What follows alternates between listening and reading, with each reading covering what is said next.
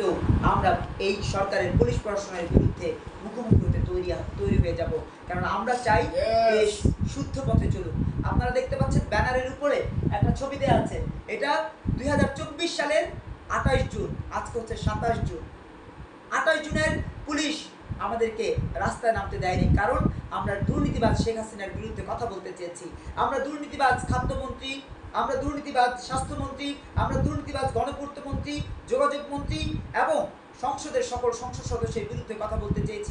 বিধায় পুলিশ আমাদেরকে ওই দিন যেমন বাধাগ্রস্ত করেছে, আজকে গণমাধ্যমের সিস্টেমে আমাদেরকে বাধাগ্রস্ত করা হচ্ছে। গণমাধ্যমকে নিষেধ করা হচ্ছে আমাদেরকে প্রচার প্রসারে নিয়ে আসার জন্য।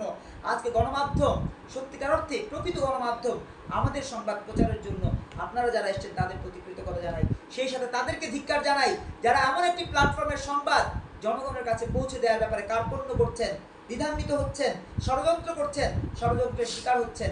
মনে রাখবেন, এই দিন নয়, আরও দিন আছে।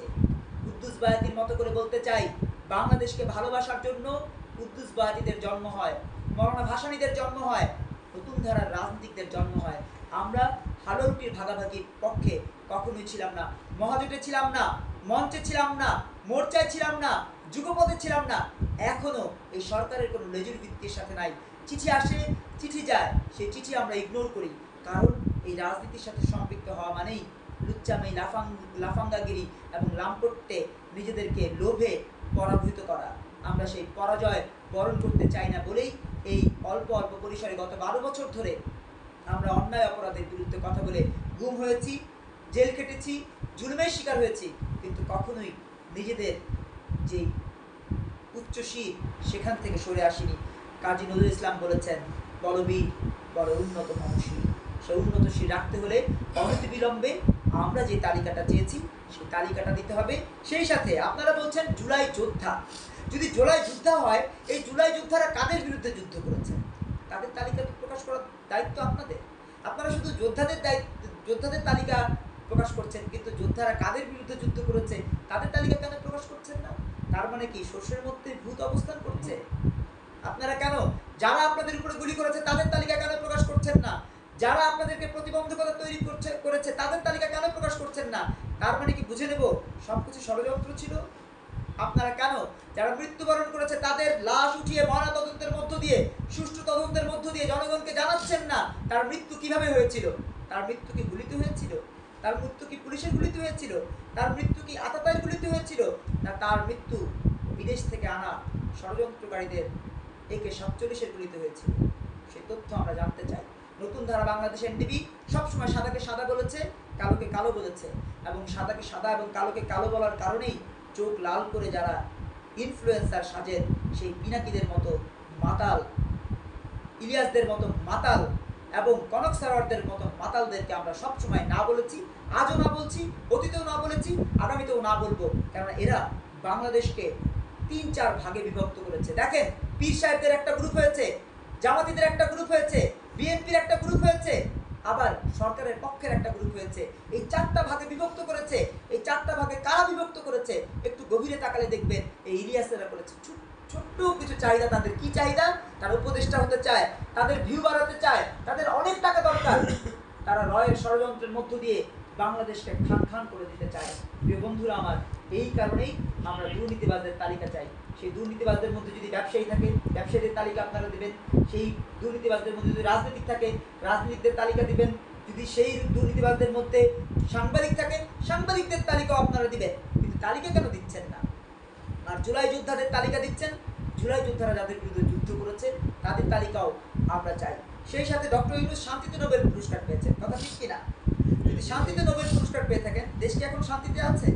আমাদের এক সাংবাদিক ভাই আজকে এসেই বললেন যে ভাই, দেশ তো অশান্তিতে ডুবে আছে, আমরা যেখানেই যাই সেখানে দেখি মবের শিকার হচ্ছে, সেখানে দেখি হাহাকার হচ্ছে। অনেকে বলেন যে পেট ভরে মানুষ খায়। কে ভাই পেট ভরে খায়? আমাকে একটা মানুষ দেখান তো পেট ভরে খায়। যে পেট ভরে খায় সে হয়তো অতীতে দালাল ছিল, বর্তমানে দালাল আছে, অথবা ভবিষ্যতেও দালাল হওয়ার ষড়যন্ত্রে সাথে আছে। ঠিক, নেতারা পেট ভরে খায়, কারণ তাদের তো টাকার অভাব নাই। বন্ধুরা, আমরা চাই নতুন ধারা বাংলাদেশ এনডিবি চাই শান্তিতে নোবেল বিজয়ী যদি আগামী 1 বছরের মধ্যে বাংলাদেশের শান্তি প্রতিষ্ঠার জন্য ন্যূনতম ভূমিকা রাখতে না পারে তার শান্তিতে নোবেল পুরস্কার প্রত্যাহার করা হোক। আমরা চাই শান্তিতে নোবেল তিনি পেয়েছেন, কিন্তু তার শান্তিতে নোবেল প্রত্যাহারের মধ্য দিয়ে প্রমাণ করা হোক ডক্টর ইউনূস শান্তিতে কোনো রকমের ভূমিকা রাখেননি। দেখেন, আপনি ক্ষুদ্র ঋণ দিয়েছেন, সেই ক্ষুদ্র ঋণের টাকা যখন কিস্তি যখন পরিশোধ করা না হয়, তার গরু নিয়ে যান, সেই মহিলাকে ধরে আপনি থানায় দিয়ে দিতে চান, তারপরে কি শান্তি থাকলো? ক্ষুদ্র ঋণ কোনো শান্তির উদাহরণ নয়। ক্ষুদ্র ঋণ কোনো শান্তির প্রতীকী উদাহরণ হতে পারে না। আপনারা বাংলাদেশকে যেভাবে চালাচ্ছেন সেটাও কোনো শান্তির উদাহরণ হতে পারে না। প্রিয় বন্ধুরা, আমার আসুন আমরা সত্যিকার অর্থেই বাংলাদেশকে গড়ার জন্য সাধারণ মানুষ যারা ঐক্যবদ্ধ হচ্ছেন তাদেরকে অনুরোধ জানাবো, এইসব জামাতি, বামাতি এবং তথাকথিত এই আন্দোলনকারীদের সকল নারী নক্ষত্র একটু ঘেটে দেখবেন, বুঝে দেখবেন যে সত্যিকার অর্থে আপনাকে ভালোবাসে কিনা, দেশের মানুষকে ভালোবাসে কিনা, 56,000 বর্গমাইল ভালোবাসে কিনা। যদি দেশকে ভালো না বাসে, আসুন আমরা তাদেরকে বয়কট করি এবং সত্যিকার অর্থে এগিয়ে চলি। তালিকা প্রকাশ চাই, তালিকা প্রকাশ না হলে অনতিবিলম্বে আমরা মাঠে নামবো, এবং সেই মাঠে যদি 10 জন থাকে 10 জন, 20 জন থাকলে 20 জন, 100 জন থাকলে 100 জন, যতজন আমাদের সাথে থাকবে সবাইকে নিয়ে আমরা সেই যুদ্ধটা করতে চাই। সেই যুদ্ধটাতে শিক্ষার্থী না থাকলেও থাকবে বাংলাদেশের মেহনতি মানুষ। তারা শিক্ষার্থীদের আন্দোলন দেখেছে, কিন্তু খেটে খাওয়া মানুষের আন্দোলন দেখেনি, শ্রমিক আন্দোলন দেখেনি। শিকাগো শহরের যে আন্দোলন, সেই আন্দোলন কিন্তু শ্রমিকরা করেছে। সেই শ্রমিকদের আন্দোলনের কারণে বছরের পর বছর আমরা মে দিবস পালন করি। বাংলাদেশে এমন কোনো আন্দোলনের সূচনা আপনারা করতে বাধ্য করবেন না যে আন্দোলন শুধু শিক্ষার্থী নয়, এইসব পাটপাট টাউটদেরকেও প্রতিহত করার মধ্য দিয়ে বাংলাদেশকে সেই স্বাধীনতার, স্বাধিকারের, সার্বভৌমত্বের চেতনায় আবারও প্রতিষ্ঠিত করবে। বিজয় বাংলাদেশ, বিজয় নতুন ধারা, নতুন ধারার অঙ্গীকার, দুর্নীতি থাকবে না।